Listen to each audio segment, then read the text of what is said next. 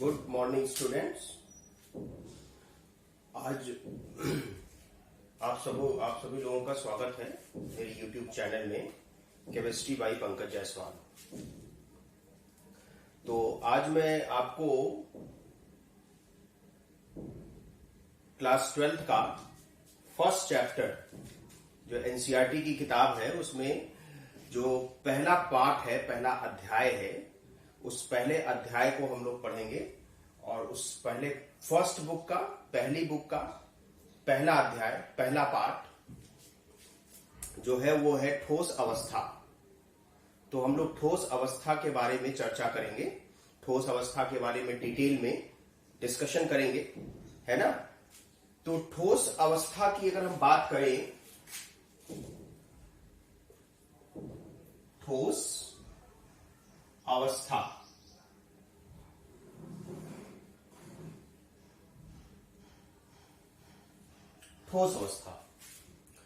तो ठोस, पहले तो यह समझना बहुत जरूरी है कि ठोस पदार्थ कहते किसे हैं, है ना। इस चैप्टर का नाम है इंग्लिश में सॉलिड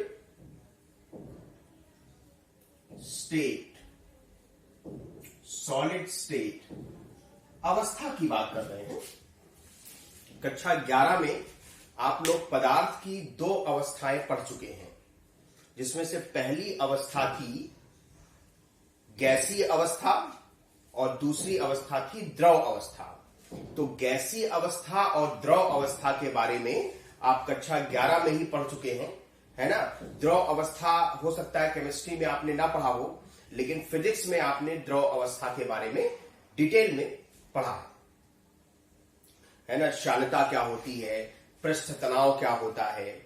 गैसों में बात करें, गैसीय अवस्था के बारे में आपने डिटेल में, है ना, विस्तृत रूप से पढ़ाई की है ना। पूरा चैप्टर ही गैसीय अवस्था का था, तो उसमें आपने गैस की अवस्था के बारे में पढ़ा है ना। गैस, आदर्श गैस क्या होती है, वास्तविक गैसें क्या होती हैं, वैन डर वाल समीकरण क्या है, इन सब के विषय में आपने डिटेल में अच्छे से डिस्कशन किया है ना, अच्छे से पढ़ा होगा।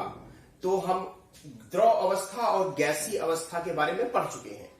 कक्षा 12 में जो पहला पार्ट है वो है ठोस अवस्था, सॉलिड स्टेट। ये जो है ये तीसरी अवस्था हमें कक्षा 12 में पढ़नी है।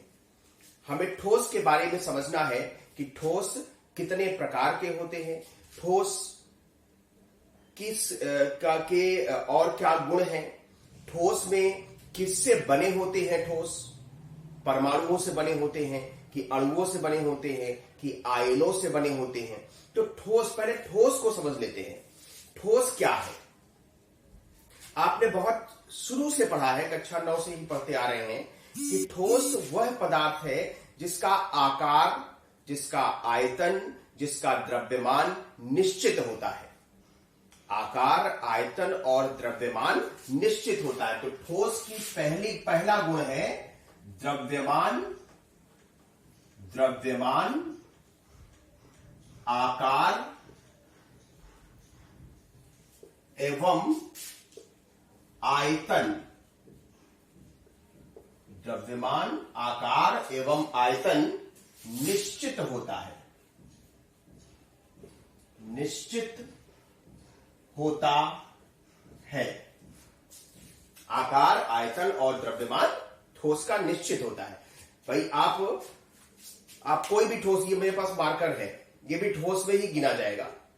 तो अब इस मार्कर का जो आकार है, जो आयतन है, जो द्रव्यमान है, ऐसा तो है नहीं कि इसको हम पानी में डाल देंगे तो बदल जाएगा, या हवा में रखेंगे तो दूसरा होगा, यहां टेबल पर रख दे तो दूसरा हो जाएगा, ऐसा कुछ नहीं है ना। जो द्रव्यमान, जो आयतन, जो आकार इसका हवा में है, वही टेबल पे है, वही पानी में है, वही मिट्टी के तेल में है। तो आकार, आयतन और द्रव्यमान हमेशा ठोस का निश्चित होता है। दूसरी जो जरूरी और महत्वपूर्ण बात है ठोस के लिए कि क्यों इनका द्रव्यमान, आयतन और आकार निश्चित क्यों होता है, तो इसका आंसर है कि हर पदार्थ, हर द्रव्यमान, हर जो द्रव्य है उसमें वो किसी न किसी चीज से बना होता है। अणुओं से बना होता है, परमाणुओं से बना होता है, आयनों से बना होता है ना। तो किसी ने जिससे भी बना होता है उसे हम कहते हैं अवयवी अणु। तो अवयवी अणु जो है वो ठोस के जो अवयवी अणु है, ठोस के जो कण है, जिन कणों से वो बना है, वो कण, उन कणों के बीच की अंतर आणविक दूरी सबसे कम होती है।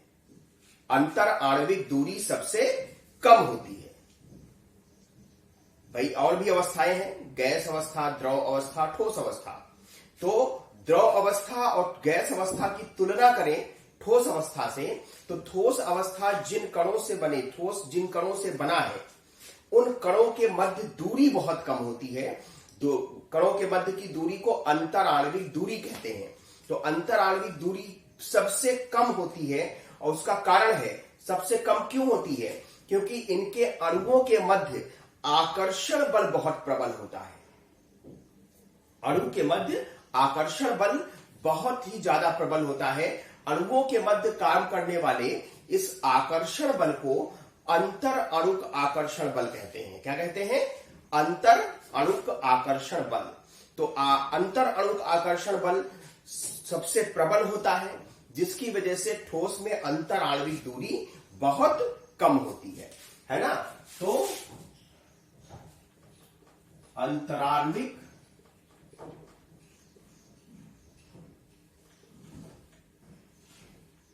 दूरी लघु होती है। अंतराण्विक दूरी लघु होती है। तो ये अंतराण्विक दूरी लघु होती है ना। दूसरी बात मैंने समझाया कि अंतराण्विक दूरी लघु क्यों होती है। तो अंतराण्विक दूरी लघु इसलिए होती है कि अणुओं के मध्य अंतर अणुक आकर्षण बल प्रबल होते हैं। जो उनके अणुओं के मध्य आकर्षण बल है, सभी के अणुओं के मध्य आकर्षण बल होते हैं। कोई भी अवस्था हो, पदार्थ की कोई भी अवस्था हो, मुख्यतः हम लोगों ने गैसों में भी पढ़ा है कि गैस के अणु जब बहुत दूर दूर होते हैं तो उनके मध्य आकर्षण बल या प्रतिकर्षण बल नहीं काम करता। लेकिन जब गैस के अणु कुछ पास आते हैं तो उनके मध्य आकर्षण बल कार्य करने लगता है। तो द्रव अवस्था हो, ठोस अवस्था हो या गैसीय अवस्था हो, सभी के अणुओं के मध्य अंतर अणुक आकर्षण बल कार्य जरूर करता है।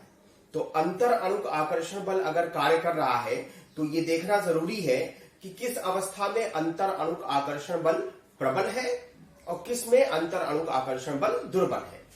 तो ठोसों में मैंने बताया कि ठोसों में सबसे प्रबल अंतर अणुक आकर्षण बल कार्य करता है और इसी वजह से अंतराण्विक दूरी इनके मध्य सबसे कम होती है। तो तीसरा पॉइंट है ठोसों के लिए, अंतर अणुक आकर्षण बल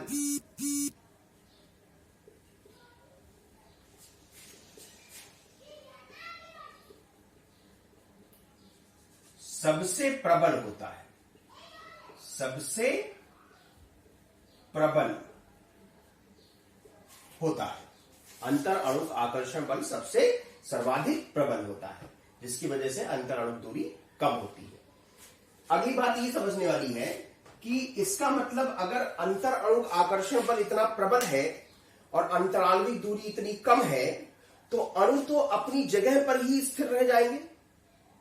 तो अणुओं की स्थितियां निश्चित होती हैं, वो यहां वहां घूमती नहीं है। इनके अणु, ठोस के अणु यहां वहां घूमते नहीं है गैस के अणुओं की तरह, है ना। ये इनके अणुओं की स्थिति जो होती है वो निश्चित होती है, एक ही जगह पर रहते हैं। बस उस जगह पे थोड़ा थोड़ा ये कंपन करते रहते हैं, अपनी माध्य स्थिति के चारों ओर दोलन करते रहते हैं। दोलन भी कहना सही नहीं होगा, कंपन करना सही होगा कहना, कि इनके अणु जो है, इनके अणुओं की स्थितियां निश्चित होती हैं, अपनी स्थिति पर ही रहेगा, लेकिन अपनी माध्य स्थिति के चारों ओर ये क्या करते रहते हैं? कंपन करते रहते हैं। तो अणुओं की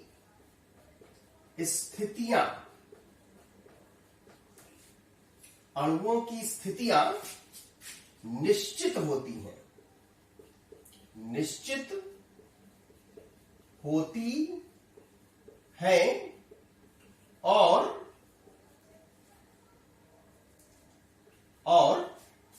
यह अपनी माध्य स्थिति के चारों ओर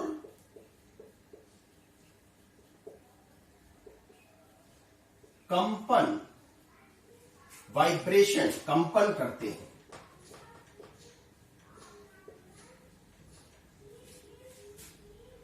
ठीक। और आप सभी लोग जानते हैं कि ठोस की बात हो रही है तो ये असंपीड्य होते हैं। कैसे होते हैं? असंपीड्य होते हैं और कठोर भी होते हैं। हालांकि कुछ अपवाद भी हैं, बहुत सारे ठोस ऐसे हैं जो कठोर नहीं है, तनु है ना, वो क्या कहते हैं, दुर्बल है ना, कठोर नहीं है, मृदु है। तो ठोस असंपीड्य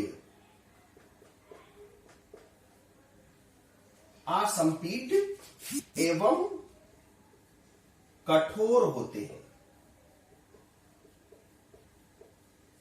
असंपीड्य एवं कठोर होते हैं। तो क्लियर हुई ये ठोस के बारे में। ये बातें आप ऐसा नहीं कि पहली बार पढ़ रहे हो, ठोस के बारे में ये बातें आप पहले से जानते होंगे अगर आपने पिछली कक्षाओं में कुछ अध्ययन किया होगा। तो देखिए, द्रव्यमान, आकार और आयतन निश्चित होता है। प्रत्येक ठोस का द्रव्यमान निश्चित होता है, आयतन निश्चित होता है, आकार निश्चित होता है, आकार नहीं बदलेगा, है ना। ऐसा इसलिए है क्योंकि इनके अणुओं के मध्य अंतर आणविक दूरी सबसे कम होती है ठोसों में। ठोसों में अणुओं के मध्य की अंतर आणविक दूरी सबसे कम होती है, तुलना की जाए अगर द्रव से या गैस से। और सबसे कम दूरी होने का कारण है कि इनके अणुओं के मध्य आकर्षण बल, अंतर अणु आकर्षण बल सबसे प्रबल होता है। प्रबल होता है तो अणुओं की स्थितियां बिल्कुल निश्चित रहती हैं, एक ही जगह पर रहेंगी और अपने माध्य स्थिति के चारों ओर वाइब्रेट करती रहेंगी, कंपन करती रहेंगी, जिसकी वजह से ठोस असंपीड्य होते हैं और कठोर होते हैं। तो उम्मीद है सबको ये बात समझ में आ गई होगी। अब आगे चलते हैं। अब ठोसों में और समझने की कोशिश करते हैं कि ठोसों में और क्या चीजें होती हैं। ठोस के प्रकार के बारे में समझने की कोशिश करते हैं कि ठोस कितने तरह के होते हैं। क्या सभी ठोस एक ही जैसे होते हैं या ठोस अलग अलग प्रकार के होते हैं, इस बारे में थोड़ा सा डिस्कशन कर लेते हैं। तो आपको मैं कुछ उदाहरण दूं। जैसे आप सोडियम क्लोराइड का क्रिस्टल लेते हैं। सोडियम क्लोराइड मैं इसलिए ले रहा हूं क्योंकि ठोस है और इसके बारे में विद्युत संयोजी बंध में आपने कक्षा 11 में पढ़ा है, इसलिए मैं आयनिक यौगिक ले रहा हूं। सोडियम क्लोराइड सब लोग जानते हो साधारण नमक है। साधारण नमक की बात करें, सोडियम क्लोराइड की बात करें, तो इस ठोस की जब एक्सरे अध्ययन किया जाता है, देखिए ठोसों का अध्ययन, ठोसों की संरचना को समझने के लिए जो अध्ययन किया जाता है वो एक्स-रे के माध्यम से किया जाता है। तो एक्सरे स्टडी या एक्सरे अध्ययन कहते हैं। तो एक्सरे अध्ययन सोडियम क्लोराइड का हमें यह बताता है कि एक सोडियम आयन को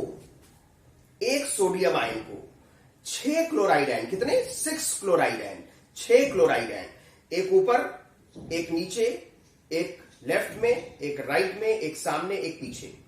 एक सोडियम आयन इस तरह 6 क्लोराइड आयनों से घिरा होता है। अब हर एक क्लोराइड आयन भी उसी तरीके से, एक Na+ पहले था, एक Na+ इधर बगल में 2 हो गया, एक ऊपर हो गया 3, एक नीचे हो गया 4, एक सामने हो गया 5, एक पीछे हो गया 6। तो यहां पर अगर हम सोडियम क्लोराइड की बात करें तो सोडियम क्लोराइड में जो सोडियम आयन या क्लोराइड यानी अवयवी कणों की व्यवस्था त्रिविम में मतलब 3 डायमेंशनल स्पेस में, त्रिविम में एक निश्चित व्यवस्था है, एक प्रॉपर, एक निश्चित तरीके से व्यवस्थित है ना। एक Na+ आयन को 6 क्लोराइड आयनों ने घेरा और जिस तरह से Na+ आयनों को क्लोराइड आयनों ने घेरा उसी तरह हर क्लोराइड आयन को उतने ही Na+ आयनों ने उसी तरीके से घेरा। फिर ये पैटर्न बढ़ता चला जाएगा, तो लंबे परिसर तक ये बढ़ता चला जाता है। जबकि अगर हम बात करें, आप सब लोग जानते हो, अगर हम कांच की बात करें, ग्लास की बात करें, सभी घरों में खिड़कियां होंगी, खिड़कियों में शीशे लगे होंगे। शीशों अगर बहुत पुराना शीशा लगा हो तो उसको आप जब खिड़की से निकाल के देखेंगे तो उसका जो बॉटम है, तली आप देखेंगे थोड़ा मोटा हो जाती है और जो बीच का भाग होता है थोड़ा पतला हो जाता है। इसका मतलब वो बहुत पहले से शीशा लगा हुआ है। तो उस शीशे में क्या हुआ कि शीशा धीरे धीरे धीरे धीरे धीरे धीरे धीरे धीरे, है ना, वो नीचे की तरफ बहता है। अगर इसका एक्सरे अध्ययन किया जाए तो कांच भी कठोर है, कांच भी ठोस है, तो कांच का अगर एक्सरे अध्ययन किया जाए तो उसमें देखा गया कांच सिलिकेट से बने होते हैं। किससे बने होते हैं? सिलिकेट से बने होते हैं। तो सिलिकेट के जो अणु हैं वो कोई निश्चित व्यवस्था में व्यवस्थित नहीं रहते। वो उनका जो व्यवस्था है ना, कोई प्रॉपर व्यवस्था नहीं है। वो इधर उधर रैंडमली अव्यवस्थित रहते हैं, है ना। तो हमने दो तरह के ठोस देखे, एक में जिसके अवयवी अणु एक निश्चित पैटर्न में, एक निश्चित व्यवस्था में व्यवस्थित रहते हैं 3D स्पेस में, और दूसरा ऐसा ठोस जिसमें हमने देखा कि जो अवयवी अणु है या अवयवी कण है वो अव्यवस्थित रहते हैं, उनमें कोई निश्चित व्यवस्था नहीं होती। अणुओं को अरेंज करने का, व्यवस्थित करने का कोई व्यवस्था नहीं रहती। वो रैंडमली व्यवस्थित रहते हैं, है ना, वो अव्यवस्थित रहते हैं। तो इसलिए जो आपके ठोस हैं, ठोस भी दो प्रकार के हो गए। ठोस जो है वो दो प्रकार के हो गए, जिसमें अणुओं की निश्चित व्यवस्था रहती है। त्रिविम स्थान में अणु एक निश्चित व्यवस्था में व्यवस्थित रहते हैं, है ना। उनको हम कहते हैं क्रिस्टलीय ठोस। क्रिस्टलीय ठोस अंग्रेजी में कहते हैं क्रिस्टलाइन सॉलिड। और दूसरे जिसमें अणुओं की, अवयवी कणों की कोई निश्चित व्यवस्था नहीं होती, रैंडमली व्यवस्थित होते हैं, उन्हें अक्रिस्टलीय ठोस कहते हैं। अक्रिस्टलीय ठोस कहते हैं, है ना। अंग्रेजी में कहते हैं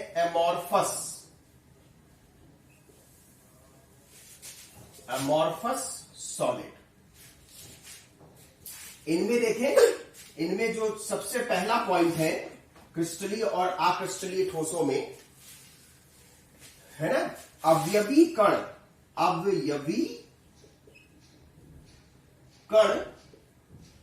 त्रिविम में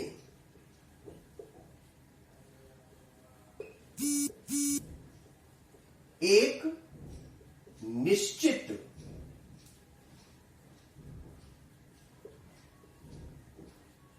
व्यवस्था में व्यवस्थित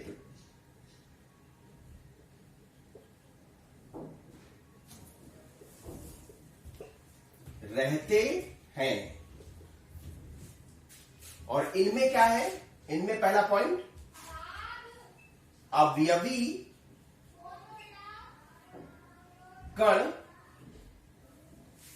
कणों की त्रिविम में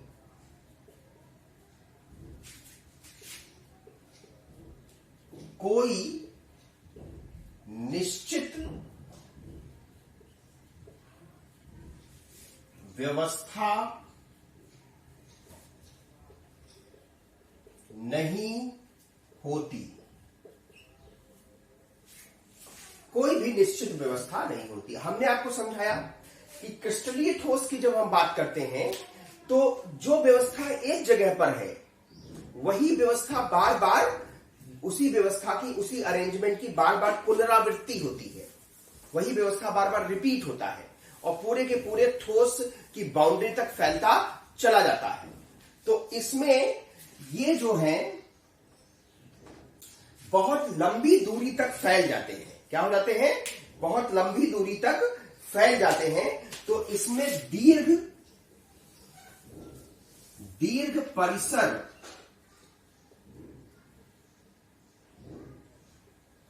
व्यवस्था होती है। और जबकि इसमें भाई एक ही जगह पर कोई व्यवस्था नहीं है, तो व्यवस्था है ही नहीं, तो फिर रिपीट क्या होगी, है ना। तो इसमें जो है लघु परिसर व्यवस्था है, लघु परिसर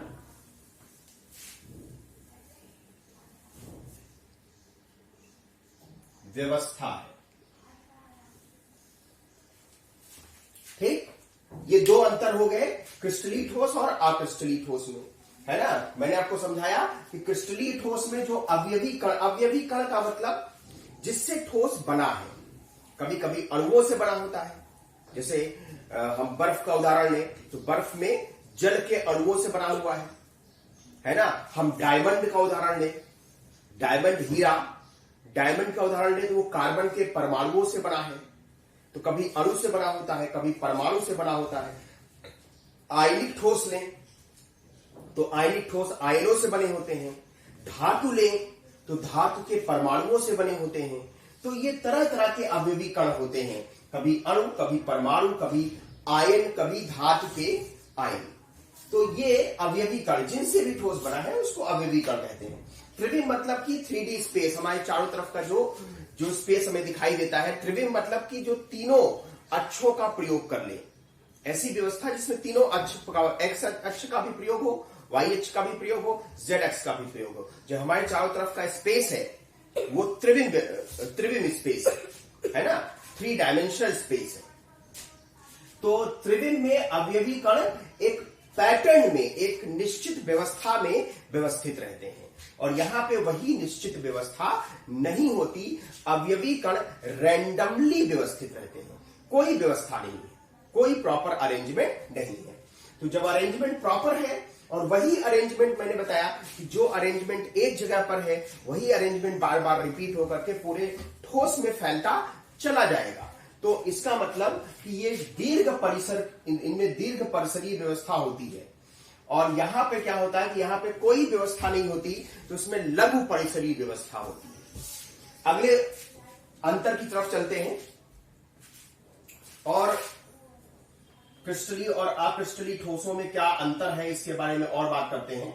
केवल ये तो दो मुख्य अंतर हो गए। अब यहां पे मैं आपको बताऊं कुछ, मैं स्ट्रक्चर बनाकर समझाता हूं आपको।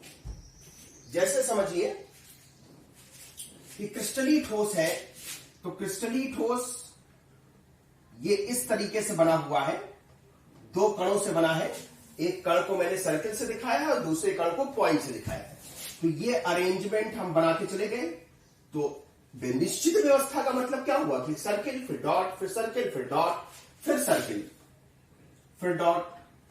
अब ये सर्किल है तो इसके नीचे निश्चित व्यवस्था में डॉट आएगा, डॉट के नीचे सर्किल आएगा, डॉट आएगा, सर्किल आएगा, डॉट आएगा, सर्किल आएगा।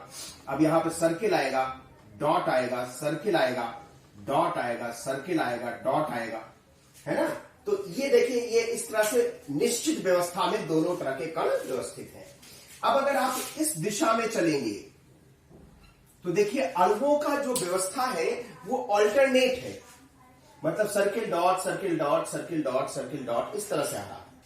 एक बार सर्किल आया तो एक बार डॉट आया, एक बार सर्किल आया तो एक बार डॉट आया। लेकिन अगर हम दिशा बदल दें, इस दिशा में चलें तो देखिए या तो सर्किल आ रहा है या तो डॉट आ रहा है। मतलब कि जो क्रिस्टलीय ठोस हैं उनमें दिशा बदलने पर अवयवी कणों की व्यवस्था बदल जाती है। दिशा बदलने पर अवयवी कणों की व्यवस्था बदल जाती है।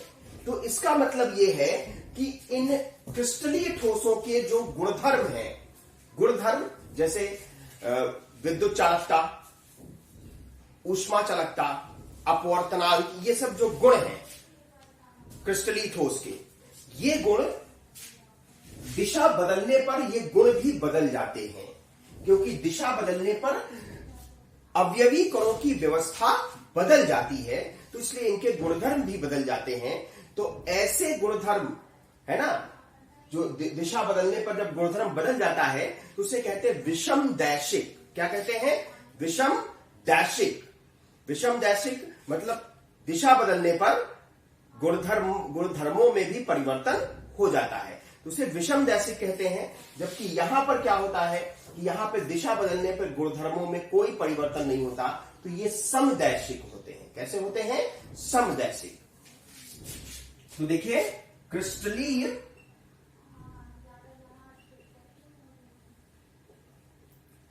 ठोसों के गुणधर्म जैसे वैद्युत चालकता, ऊष्मा चालकता, अपवर्तनांक आदि, या नीचे जगह नहीं, मैं ऊपर रफ करके लिख दे रहा हूं। ऊपर हमारे पास काफी जगह है, उसी में आप लिखते चलिएगा।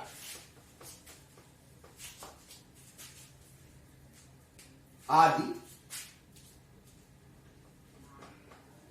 दिशा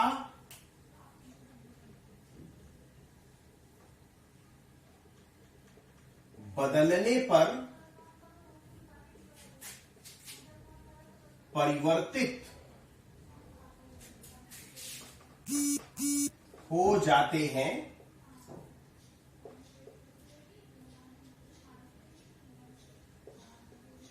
इसलिए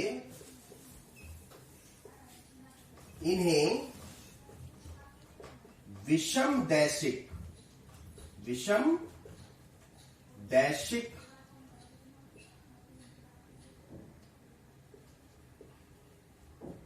प्रकृति के ठोस कहते हैं। विषम दैशिक प्रकृति के ठोस कहते हैं। ये तीसरा पॉइंट है, क्रिस्टलीय ठोसों में, है ना। जबकि इसमें क्या होता है? अक्रिस्टलीय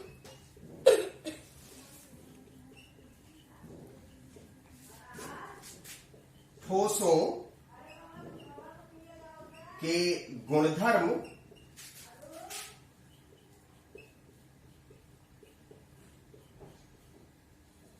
सभी दिशाओं में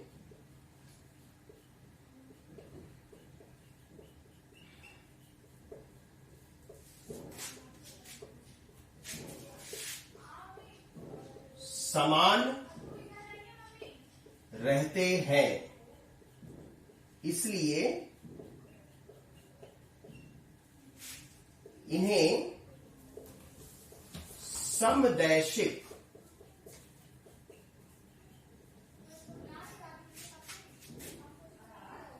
कहते हैं। समदैशिक कहते हैं, ठीक है। तो ये क्रिस्टलीय ठोसों का बहुत ही महत्वपूर्ण, क्रिस्टलीय और अक्रिस्टलीय ठोस में बहुत महत्वपूर्ण अंतर है कि जो क्रिस्टलीय ठोस होते हैं वो समदैशिक प्रकृति के होते हैं, सॉरी विषम दैशिक प्रकृति के होते हैं। विषम दैशिक को एनीसोट्रॉपिक कहते हैं। क्या कहते हैं? एनीसोट्रॉपिक। और समदैशिक को कहते हैं आइसोट्रॉपिक। आइसोट्रॉपिक। तो ये एनीसोट्रॉपिक होते हैं, विषम दैशिक होते हैं, और ये समदैशिक प्रकृति के होते हैं। समदैशिक, आइसोट्रॉपिक। ये बहुत इंपॉर्टेंट अंतर है दोनों में, ठीक है। आगे बढ़ते हैं, चौथा अंतर देखते हैं क्या है दोनों में, क्रिस्टलीय और अक्रिस्टलीय ठोस में चौथा क्या अंतर है। देखिए चौथा अंतर, यदि क्रिस्टलीय ठोस को बीच से काट दिया जाए, बीच से काट दिया जाए, तेज धार वाले हथियार से काट दिया जाए, तो जो नए दो क्रिस्टल बन गए और दोनों क्रिस्टल में दो अलग अलग सतह बनेंगी, दो नई सतहें बनेंगी। जैसे ये डस्टर है, इस डस्टर को बीच से काट देंगे तो जो इधर वाला भाग होगा, इधर वाला भाग होगा, इसके इस वाले भाग के पास एक नया सतह होगा, इस वाले भाग के पास एक नया सतह होगा। तो ये इंपॉर्टेंट है, ये नोटिस किया गया है कि जो नई सतहें बनती हैं, नई सतहों पर भी उनके अवयवी कणों की व्यवस्था वही होती है जो पहले से सतह पर व्यवस्था थी। मतलब कि व्यवस्था में परिवर्तन, अवयवी कणों की व्यवस्था में कोई परिवर्तन नहीं होता, निश्चित सतह के साथ ये विभक्त होते हैं। तो यदि इन ठोसों को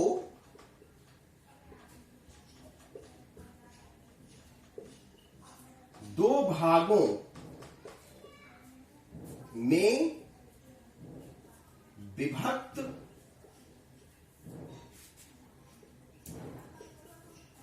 किया जाए तो यह निश्चित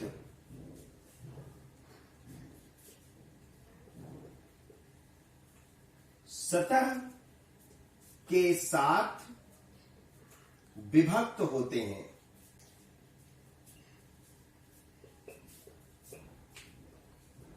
निश्चित सतह के साथ विभक्त होते हैं, जबकि इसमें ऐसा नहीं है। अमॉर्फस सॉलिड में, अक्रिस्टलीय ठोस में ऐसा नहीं है।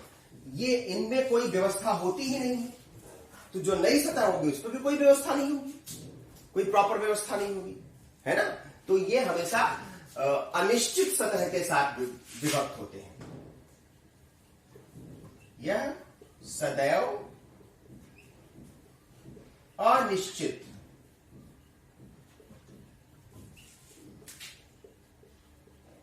सतह के साथ विभक्त होते हैं। ठीक है, अगला अंतर देखते हैं इनमें।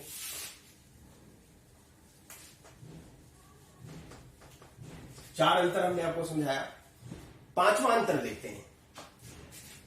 देखिए, अगर क्रिस्टलीय ठोसों को, अगर हम लोग क्रिस्टलीय ठोस को गलाने की कोशिश करें, यानी इनका जो उस ताप, जो इनका गलनांक होता है, गलनांक मतलब मेल्टिंग पॉइंट, मेल्टिंग पॉइंट का मतलब वह ताप जिस पे ये पिघल जाए, तो गलनांक एक निश्चित होगा, एक निश्चित ताप पर यह पिघल जाएगा, एक निश्चित ताप पर यह पिघल जाएगा। जबकि अक्रिस्टलीय ठोस को अगर आप पिघलाने की कोशिश करेंगे तो अगर एक निश्चित ताप दे दोगे तो वो चटक जाएगा, कुछ हो जाएगा, लेकिन पिघलेगा नहीं। पहले उसको कम ताप पर जो है धीरे धीरे सॉफ्ट करना पड़ता है, धीरे धीरे जो है सॉफ्ट होगा, और सॉफ्ट होकर के फिर वो और ताप बढ़ाते जाएंगे तो वो धीरे धीरे गलने लगेगा।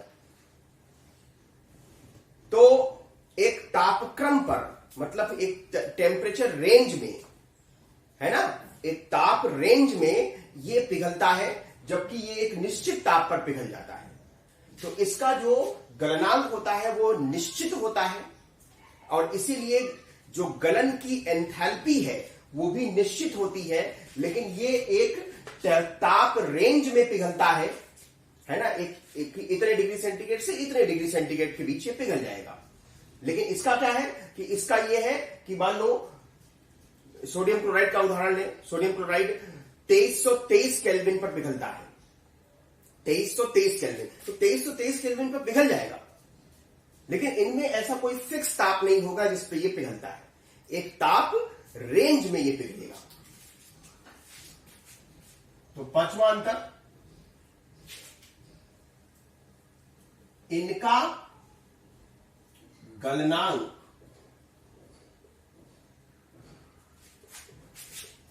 निश्चित होता है, इनका गलनांक निश्चित होता है, लेकिन इनमें क्या है, इनका गलनांक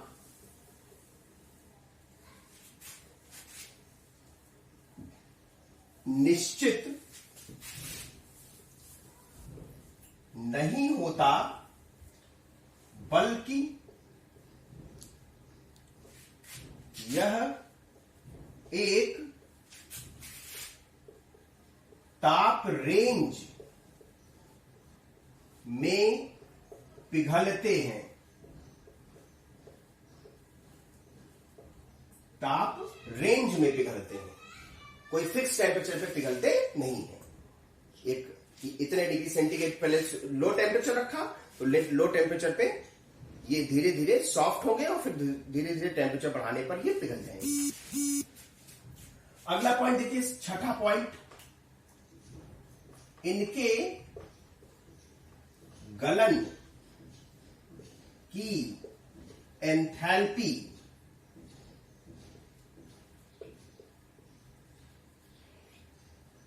निश्चित होती है।